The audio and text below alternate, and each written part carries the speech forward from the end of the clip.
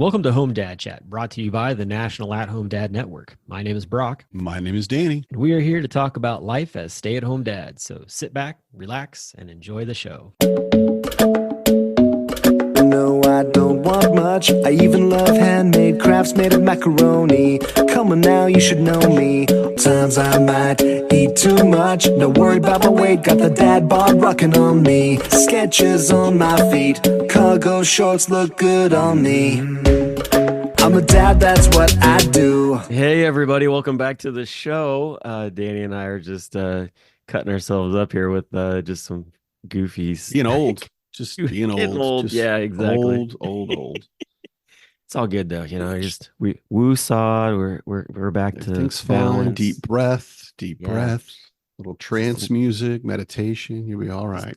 Just another week. It's okay. We got this. Just counting down the days until school starts. Got a Yeah. vacation before that, so that's kind of nice as well. Yeah.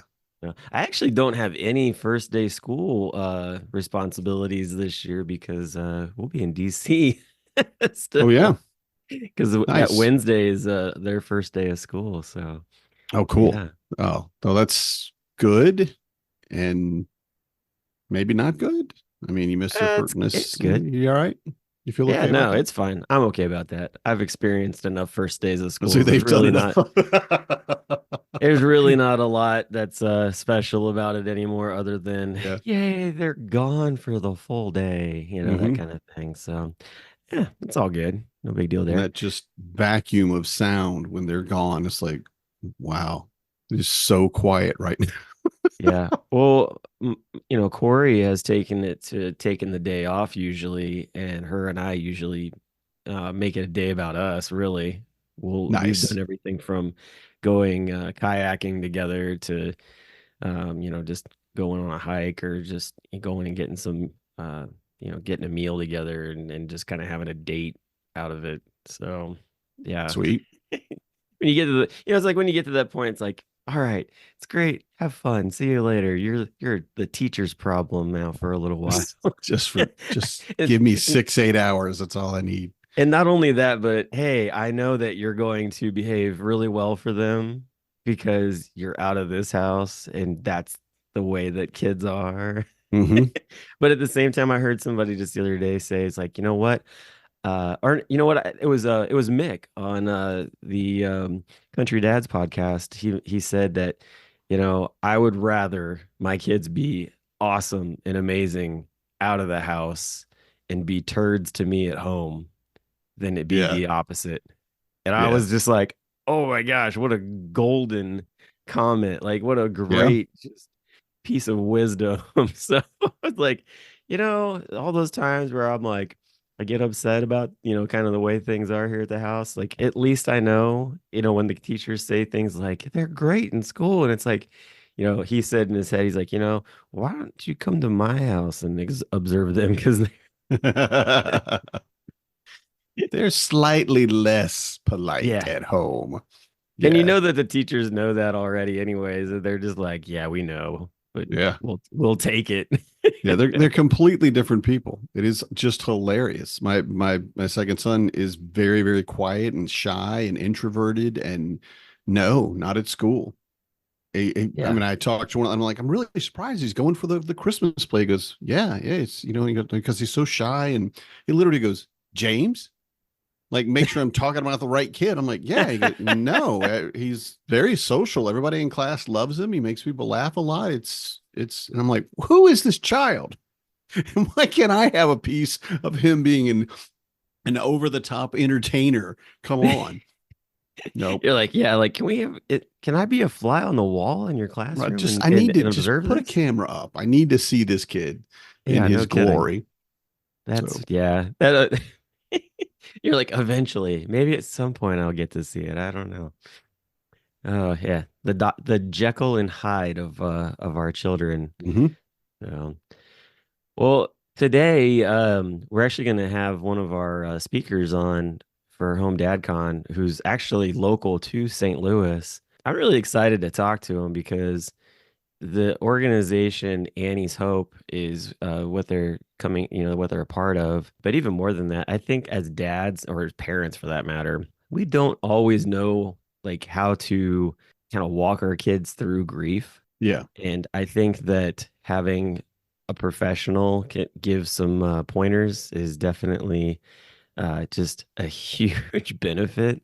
Hmm. And this is a topic that we really haven't touched on. Like even in the podcast, I don't feel like we've touched on it, but in Home Dad Con alone, it was funny when I was talking to Corey about this. I said, "Yeah, we're gonna talk to like a grief counselor, like kind of deal, and get things going." And she was like, "Oh, like is she gonna like teach you guys how to like talk to your kids about, you know, how to grieve through the goldfish dying or or that first pet?" And I was like, no, I think this goes a bit deeper than Yep. that. But This I was like, I'm is, sure that I'm yeah. sure that the things that she talks about translates into those other avenues as well, but Hmm. maybe not And as lighthearted. it's incredibly valuable, and I'm really glad we're doing it. And I'm glad that the planning committee brought this to us, and that we're going to get to talk to them at the or listen to them at the convention, because it's so very important. And it's something, again, and when we have talked about grief, I think we both agree that it's just something we don't learn about. We're not told about. We just kind of, if someone says someone passed away, and you go, "Oh, I'm sorry to hear that," and that's as far as we've ever been taught. After Yeah, that, it's just up in the air. I don't know. And grief is such a deep personal thing. It's so complicated. You imagine that in an adult, much less in a child. And I really am looking forward to it. I do want to I think we should just kind of tell people that this episode may be a little not as lighthearted, like you said. It might yeah, be a little sad. It really might. And it might push people to feel certain things, negative emotions, even that they don't want to feel. Because grief is one of those things that is so personal, and yeah. it will affect you like who knows what. Well, and affect I'm you later on in life sometimes too, when you're not even thinking about it. Like I've experienced that, from time to time where like I had Mhm. a close friend who passed away when he was 16, and we were best friends. And there are times even at the age of 44 where something will happen and you're just like, oh man, like just this memory floods Right, you. And like right. I had a little bit of that last year at Home DadCon when we were in Milwaukee, because Joe Saladino and I went to a Cubs game, and my best friend's favorite baseball team was the Cubs. And so it was just so wild. Yeah. Like I was sitting in the first baseline seats and everything, and like immediately, like after sitting down for a few minutes, I was like, wow, like this is where his family sat, like when he went to his last game, and like all these things, like almost like Man, trying to process it through my head. Like I didn't even talk right. to Joe about it because I'm just like having this sort of like, all right, I don't really want to damper what we're doing. Right. Yeah. We're having a great time, aren't we? Maybe, but I'm also hating everything. Yeah. Because Exactly. again, it's so overwhelming. And to think too, when it's someone that young that you knew, the thought is for me is who would they be now? Oh yes, all the Look at time. all the Yeah. years in between that we've missed, and what they could have done or who they could have been, or who knows, they could have met you there, Yeah. and said, "Hey, yeah, you're coming into town. That's great. I'll go to the game with you," and all of those things, the possibilities that Yeah. you're Yeah. not able to experience. It's just overwhelming sometimes. Well, and I mean, even too, like, just recently we all went through a pandemic, and like that was, its own emotional roller coaster. And some of us lost, close friends or even family members due to COVID. And I know that actually on Monday, so Monday we were supposed to have these friends, a friend over for a meal, and then she was going to stay and hang out with the kids, and then Corey and I were going to go to a soccer game, and some other things happened. But Hezekiah doesn't want me to really share about it, so I'll leave it leave it All at right. Yeah. that. Yeah. But that she came over and watched the kids because and we went to the game later on or whatever. But she's a widow from COVID. Mm. COVID took her husband, and he wasn't much older than me, and we we stay in contact with her. But even so, like it's sometimes tough. Like I have times where like I can be a part of the conversation for so long, and then after a while, like I leave it up to Corey to talk to her because one, she's got like the background in it, but two, she's much deeper into like just sort of the restorative side of having Hmm. conversations with her. And I think too, like, when grief is involved, it's like one of those things where it's like, you know, there's a point in time where if you're not a part of that conversation and someone else is there taking care of it, there's no reason for you to like stay there and like continue through it. And like I've found different times where like I'm good. Like, I've been here, I've supported for a little while. Like I'm gonna take off. I'm gonna let the other person sort of handle the conversation Hmm. from here on out. So Yeah, I yeah. understand. My brother lost his wife during COVID, and it's really interesting to me because I feel like between Marnie and I have a higher EQ, emotional intelligence, and it's more natural for me. That's what I do. It's what I do, here or with sport groups or whatever else. But with my brother, because my wife and his wife were much, much closer than I was with her, that they will sit together and have those long conversations about missing her and who she was and how amazing she was and the funny things she did and all of that far easier than I do, you know, because of that closeness, because of that relationship that they had. And it's years later now. I mean, it's been 3 years and he's just barely gotten to the point where he's looking to maybe date, you know, and it's a really life-changing thing. And like you said, especially with COVID and the millions of people that we lost, um, it's, it's awful. And how do we Yeah. deal with it? How do we talk about it? How do we express how we're feeling about it? And if we're a child, you imagine my youngest is 9. And if, let's say, I mean, I really hope this never happened to say Marnie or I passed away. How would they deal with that? Yeah. How do you get your head around that? So I'm looking forward to this conversation. I am. I'm Yeah. kind of Yeah. not, to be honest. I don't want to talk about grief. I'm tired of grief. I'm crying all the time. Come on, but it's something that we really need to understand, especially for our children. Yeah, definitely. So we'll be back here in just a moment with Kaitlyn Paton from Annie's Hope. Join us for the Dad's Run 5K in St. Louis 2024, benefiting the Fathers Overcoming Adversity Fund. Brand new to this year is the 1 mile Arch March. For our walkers or runners that want a short option, we got you. Participate in personal or virtually. The live event includes a 5K finisher medal, post-race food, and refreshments.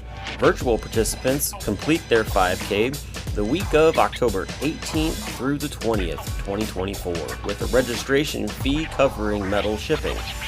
If you are unsure of how to train for 3.1 miles or think it too daunting, the planned Couch to 5K will get you there in 9 weeks. There's still time to start the journey. Link to this program can be found in any of the posts about the 5K on our social media platforms. Again, the date for the convention is October 17th through the 19th, 2024 in St. Louis, Missouri. In person to register for the 5K is $35. Virtual registration is $40. Sponsored by plantorun.com. To learn more, go to athomedad.org/Dads Run This House 5K.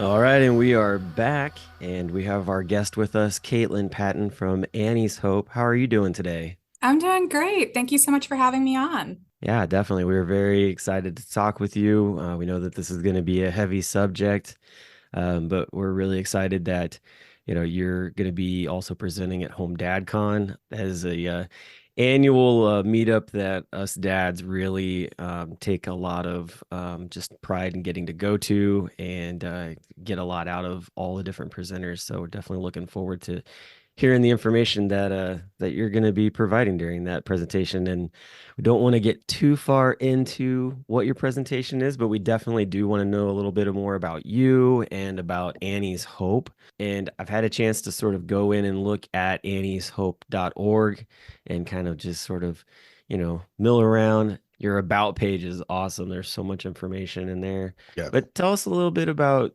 you and just kind of, sort of the beginnings of how Annie's Hope came to be. Sure. So I am program director at Annie's Hope, and my background is in art therapy, and I'm also a licensed professional counselor.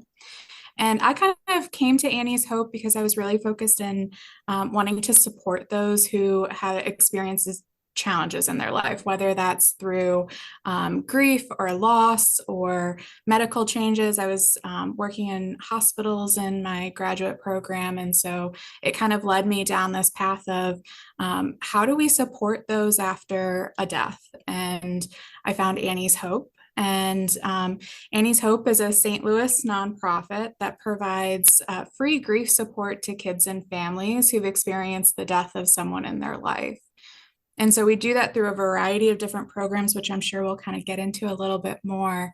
But yeah, so our programs are focused on kids 3 to 18.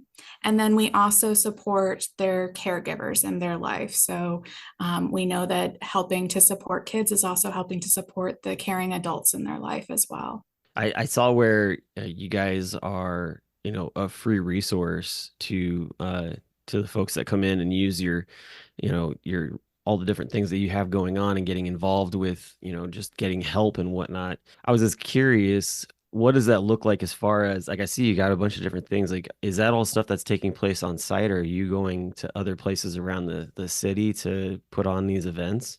Yeah, so Annie's Hope has 10 different programs. And really, those 10 programs help to support families from a variety of different perspectives. And so each one has its kind of unique focus. And so, one of the things that we feel like is a strong core belief of ours is to eliminate as many barriers to grief support as possible for families.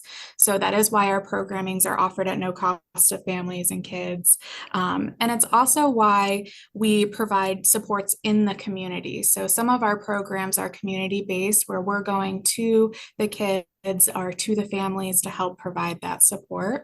And then some of our programs are offered at our location in Glendale, which is right between Kirkwood, Webster Groves, and the St. Louis area. So those 10 different programs range in content and the focus and structure. So I can share a little bit more about each of those if that would be helpful. Yeah. So so some of our programs are offered for the full family. So our family support group program is offered for the whole family. So kids 3 to 18, and then their caring adults attend with them. And those are 8-week groups that are hosted at our site in Glendale. And those meet once a week for those 8 weeks. And they're closed groups. So the families that start with us week 1 end with us week 8. And that's so that the families can get to know each other and get to support each other and build that trust in their support groups. And then we divide them by developmental age because we know that kids grieve, but we know that it looks different depending on their developmental age. And so kids who are preschool age will be with other preschoolers, school age will be with other school agers, and then teens would be in their teen groups. And then the adults have their own support groups in that program. So we run 10 concurrent groups in one session of family support groups. Wow. That's a lot. That is a tremendous workload, but I really understand too, that is the reason you do it in those ways. Because you said, like, developmental ages, kids will act and grieve in different ways. I love that to hear that you have it for parents as well, the caregivers of those children, because I know that's one of those things that I've never learned about, never been taught about. We didn't talk about grief growing up. In my youngest life, I lost my great grandmother, and that was it. And it was just, this happened. And that was the extent of it, at the point. And since then, I have lost other people, and I've learned to go find a support group, find somebody that understands. But I really love that you have it set up for developmental ages because of those specific needs. I mean, we talk about, because we're, both full-time parents. Well, Brock used to be, he's a quitter, but no, he wouldn't got a job. But the reality of how we parent our kids at different ages is because of, where they're at. You don't talk to a 3-year-old the same way you would talk to a 10-year-old even. So some of the things that I'd like to talk about are the grief behaviors of children at different stages. And again, this is probably an encyclopedia's worth of information that you would bring to the table, but just some of Danny, what's an encyclopedia? Oh, sorry. Yeah, right. I'm old. But the different ways that kids, let's say as a very young child, and then as a preteen, then as a teenager, the things that you typically see that your support groups have to deal with their behaviors and how they act or react to those things. Again, we don't want to cover all of your information here, but I think it'd be good to have an idea of what kind of things that you're dealing with or we would expect to deal with if our children were dealing with grief. Yeah, absolutely. So, part of the adult groups, as you mentioned, is helping parents to understand developmentally how kids grieve. So, and they always want to know what is normal? Is this normal? Should I be concerned? And so we help them kind of navigate that of, providing some support. And yeah, these are behaviors that we see in a lot of different kids and families. And then getting that peer support from others who are seeing that in their kids too, and how do you help support one another through that? And so our adult groups have those two focuses. The one focus is on providing a space for them to process their own grief experiences and their own grief support. And then the other space is to help support them with understanding how kids grieve and how they can help support their kids. So the structure of our groups based on the age of the kids in those groups is quite different. So for our preschoolers, which are our youngest grievers that we serve, are 3 to 5 years old. And in that group, we understand that kids that age, their attention span across the board, not just with grief, but everywhere, is quite small and focused, right? Yep. And so we have to take that same approach when we're working with grief. Our groups are about an hour and 40 minutes long. There's no way a preschooler is going to be able to sit in grief for an hour and 40 minutes. So what we're doing is introducing play and then little snippets of grief activities that they can do. And so what you'll hear when I'm talking about all of our programs with kids is that they're all activity based. So we use art, we use games, we use crafts, we use movement, dance, music to help kids express their grief. And so sometimes when people think about a support group, they think about sitting in a circle and talking. And we do have circles and we do have talking, but we also have a lot of play and a lot of creativity and engaging in that way. And so our preschool room is kind of set up so that it looks like a playroom. There is a kitchenette, there's a puppet show area, because we know that kids are working through their grief through their play. So that's an example of how preschool, even just the structure of the space, is set up quite different than our older school age kids. And so what we see in preschool age is that they can move from heavy grief topics to light topics quite quickly. And then that's quite different when you're working with teens, right? So our teens, peer connection is so important for teens, and it is such a part of their day-to-day experience. And so something like a big change in their life, like a death, can make them feel different from their peers. And so we see a lot of changes in those peer relationships. Maybe they're not talking about the death with their peers because they don't want to stand out. Or maybe they've found a shift in changing of peer relationships because they're connecting with those who are supportive and, distancing themselves from maybe those who are not supportive. So in those teen groups, it's really about building that trust and support among the group members, because we know that peer connection can be so helpful at any age, but it just seems really crucial at the teen age too. Yeah, we were talking about, the fact that, we're all coming out of a pandemic and just, a lot of folks lost loved ones, just really kind of out of nowhere in some ways, just with, the COVID, the way it worked. And I was just kind of wondering like what that kind of looked like for your organization, as far as, was there a pretty big uptick in that? And what did that look like? Yeah, there were a few changes that we experienced specifically from the pandemic. So, one of the things is that we had deaths by COVID, that families were grieving those deaths. And so that was for a long period after the pandemic kind of opened up a little bit and we were able to have groups. We had groups that almost all the adults in that group were experiencing a death related to COVID. And so that was a change for our organization, and that was not an occurrence before the pandemic. And then we also saw changes in behaviors and just like social interactions with kids. And, they spent many years not having those social interactions and being disengaged.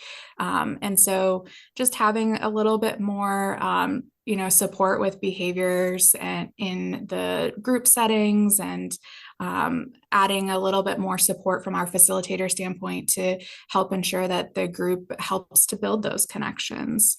Other thing is related to our camp program, which we haven't talked about yet, but Annie's Hope offers 2 camps. So one week is for Camp Courage, which is 6 to 18 or 6 to 11. And then our teen program, which is Camp Courage Teens, is 12 to 18.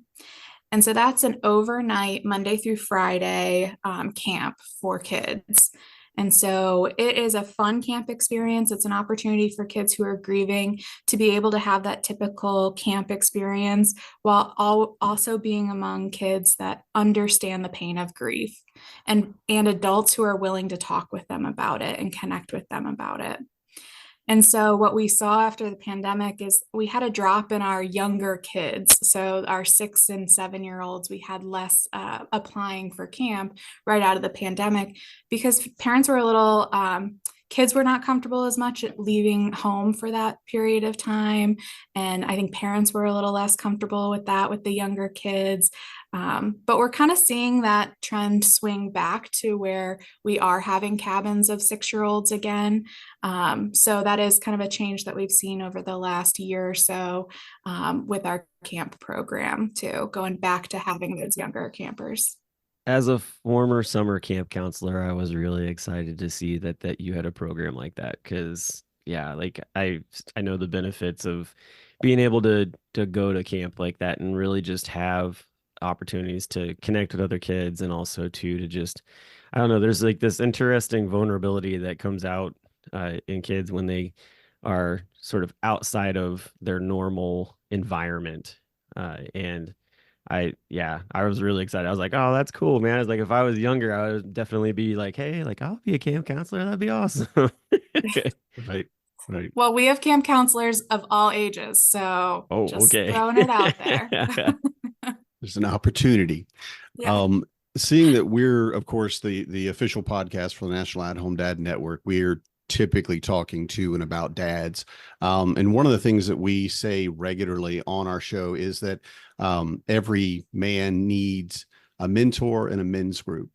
And we bounce back and forth about that idea about basically just needing one person when things are getting overwhelming, stressful, or what have you, one person that you can go to and say, this is what's going on, and drop it. And all they have to say is, wow, that sucks.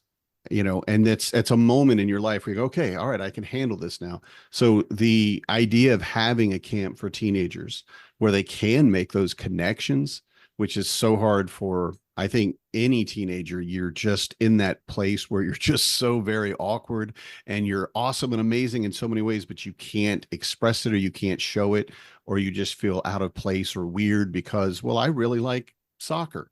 Does everybody like soccer? The big things. But when it comes to grief, having a place where you could go, especially as a camp for a week, overnights where you can still have fun, let's go swimming, or let's, make s'mores and all the things that you do at camp, but then also have people that you can lean on, whether your peers or the counselors, older people that you can say, look, this is how I feel right now. Why? What's going on? Or at the very least, have someone else say, yeah, me too. I can't express how wonderful I can imagine that support must be for the people that you help. And that's a fantastic thing that you have going, especially because it's varying age groups, but for teenagers specifically, because they're in that place where they're not quite an adult and they're definitely not a child anymore. And to be able to find people that they can lean on is wonderful. I think that's one of probably the greatest things you've said so far. Just to give that to them is an amazing gift. Yeah, we always get to hear stories about camp experiences and how kids connected. And one of the stories that came out of camp recently was that there was a cabin of teens that are now having their own like sleepovers and hangouts outside of camp. So they didn't know each other at all before camp started, and now they're hanging out together. And a group of them also came to one of our other programs, which is our teen retreats. And so our teen retreats are more of an intimate setting than our Camp Courage is. So teen retreats is a Friday to Sunday overnight retreat just for teens. And it's a small group. So at max, we accept 12 teens for the weekend. And it's more grief focused. So I mentioned how camp is really about that fun camp experience, but we're providing grief support throughout the week. Teen Retreat is an opportunity for teens to take a step back from their everyday hustle and bustle, because being a teen just in and of itself is hard. And so it's a chance for them to take a step back from their everyday and connect with teens who get it and focus on their grief processing and support. And so we do a variety of different grief activities with them throughout the weekend. And then we also mix in fun camp activities as well, like hiking, and the site that we're currently at has horseback riding. And so providing them with opportunities to experience something that maybe they don't get to experience every day. But those connections that you were talking about is just one of those things that like bring me joy when I get to hear about those outcomes from camp or from teen retreat, and those built connections where they're coming back and excited to see their friends in our programs that they met. So Yeah. that's really a great experience. Yeah, So that's awesome. So Annie's Hope is based out of St. Louis. We have dads that listen to this podcast from all over the country, some even all over the world, just depend. But I was just kind of wondering, do you have connections with other, grief organizations like yours in other states? Is that something that, like, would somebody need to, or would they be able to go to your website and find that, or is that something that is somewhere, is there a better place to go look for that? Like, I just kind of was curious because, like, I'm thinking to myself, I'm like, I know of some other like counseling places here in Cincinnati, but I don't know that they specifically are just focused on grief itself. So what does that look like for your organization? Yeah, so anybody is always welcome to reach out to us. We are one of the program supports that we always provide is anybody can call with questions, or if they feel like they're in kind of like this came up, what do I do? How do I support my kiddos? So they're always welcome to call us. And there is lots of organizations across the US that provide support similar to what we do. And that network is a really great network to be a part of, in that there are other grief centers. In St. Louis, we're the only ones that provide the support in the way that we do it. But if you are living outside of the St. Louis area, I would encourage you to go to the National Alliance for Children's Grief organization. They have a search bar. So it's nacg.org. And they have a search bar in there where you can look up grief support in your area. So they do it by state, and then they also do it by zip code. And so you can find different organizations and different camps and other supports that provide grief support across the United States. And they're a really great resource tool. They have a lot of resources online that can be helpful in supporting children's grief.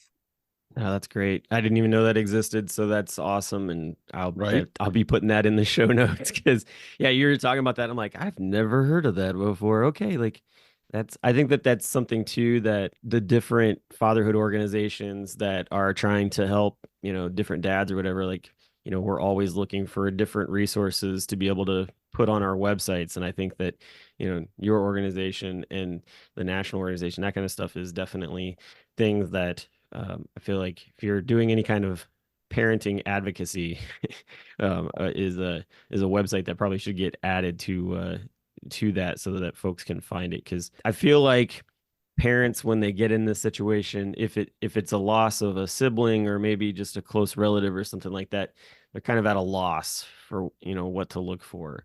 And then if it's somebody else, like the same kind of deal. So being able to have that kind of at your fingertips is just a huge benefit. So thank you for that information. Yeah.